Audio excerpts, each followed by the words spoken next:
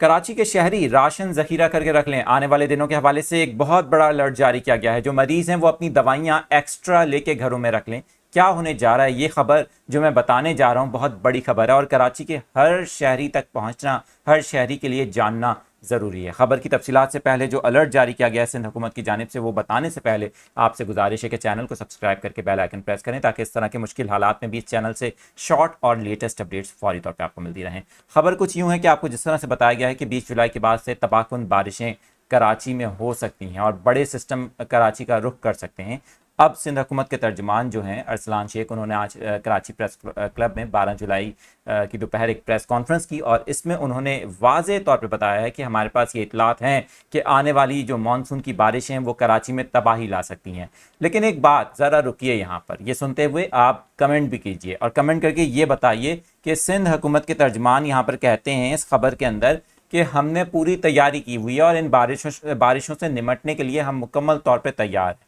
आपने 2020 की बारिशें देखी हैं, आपने कराची में 2022 जैसी बारिशें देखी हैं।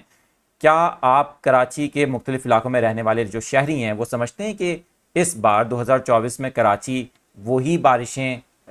झेलने का मुतहम्मिल हो सकता है, उस तरह की बारिशों को बर्दाश्त कर सकता है? ये बात आप कमेंट्स में ज़रूर बताइएगा ताकि आपके इलाकों के मसाइल को इस वीडियो के ज़रिए उठाया जा सके और आपके कमेंट्स के ज़रिए हम मज़ीद इस टॉपिक पे वीडियो बनाएं इन बारिशों से पहले। बताया ये गया है सिंध हुकूमत के जो तर्जमान हैं अरसलान शेख, उनकी जानिब से कि आने वाले दिनों में इन बारिशों के बायस तबाहकुन सूरत हाल कराची शहर में विद इन द सिटी पेश आ सकती है और अर्बन फ्लडिंग की वजह से शहरियों से गुजारिश है कि वो राशन जमा करके अपने घरों में रख लें, अद्वियात ख़रीद के रख लें, क्योंकि अगर सैलाबी सूरत हाल होती है तो फिर शहरियों के लिए घरों से निकलना मुश्किल होगा। सवाल ये पैदा होता है कि एक तरफ से इनकी तरफ से कहा जा रहा है कि सिंध हुकूमत मुकम्मल तौर पे अपनी मशीनरी को तैयार रखे हुए है, दूसरी तरफ कराची के शहरी जब अपने घरों में मैसूर होंगे तो फिर सिंध हुकूमत की जानिब से क्या काम किया गया है? सवाल तो ये बनता है कि वो इलाके जो कराची के लो लाइन एरियाज हैं जहाँ पर इतना पानी होता है, अगर बात की जाए नर्सरी जो कराची का कारोबारी इलाका है जहाँ पर